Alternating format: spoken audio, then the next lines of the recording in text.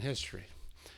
It's now my pleasure to introduce Congressman Ron Kind of Wisconsin, who got all of this started in the year 2000. Congressman Kind was inspired to initiate legislation to create the Veterans History Project after recording wartime stories of the veterans in his own family. Through the unanimous approval of both houses of Congress, the Veterans History Project was established to be archived here in the Library of Congress. It will soon begin its 10th year. It enjoys tremendous congressional support. So, ladies and gentlemen and students, please join me in welcoming Congressman Ron Kind. Thank you, Doctor. Thank you.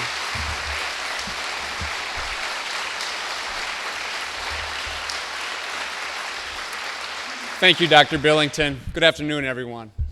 And especially to our veterans who are in the audience today and maybe watching this via video stream.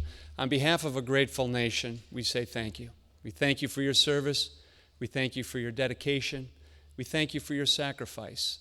And what I wanted to do is give you a quick genesis of the origin of the Veterans History Project and why this is important. For me, it started back in 1999 around the family picnic table on Father's Day weekend when I was talking to my father, who was a Korea generation veteran, and his brother, my uncle, who flew bomber missions in the Pacific during the Second World War. And they started telling me their stories of what it was like for them to serve our nation. And I had two little boys, Johnny and Matt, who were just toddlers at the time, and I told my dad and my uncle Donnie, wait a second, as I ran into the house and grabbed my family video camera to set it up on that picnic table. And then I turned to them and said, okay, now tell the story. Because I wanted to preserve that family history, the story of my dad and my uncle, for my two little boys who are obviously way too young to understand it today.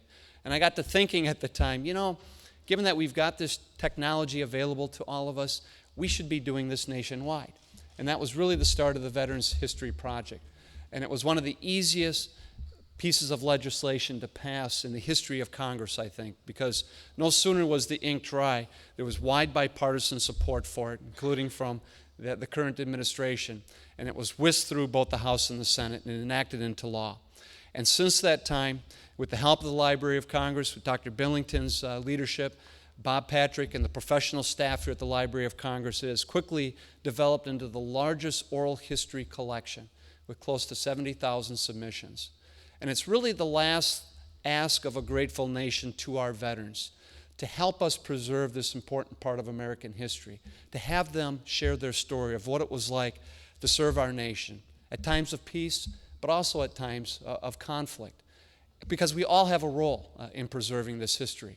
And one of the great powerful connections that I've discovered surrounding this Veterans History Project is getting the students involved and reaching out to the veterans in their lives, whether it's members of their family or even in their own community, and approaching them and asking them if they wouldn't mind being interviewed for this project.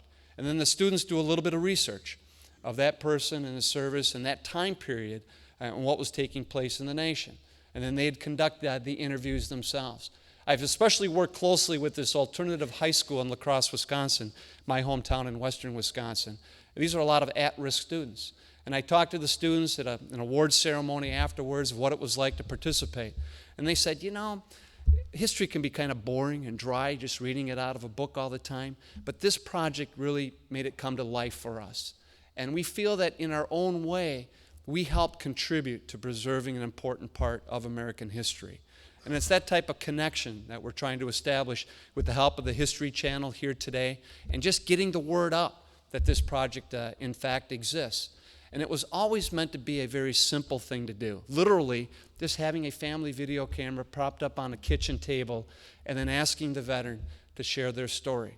And given the work that the Library of Congress has done in trying to make this very simple in doing with some preliminary questions and then their ability to archive this information here, we're hoping that everyone within distance of our voice will think about what they can do to participate, starting with the veterans who have these stories in their memories.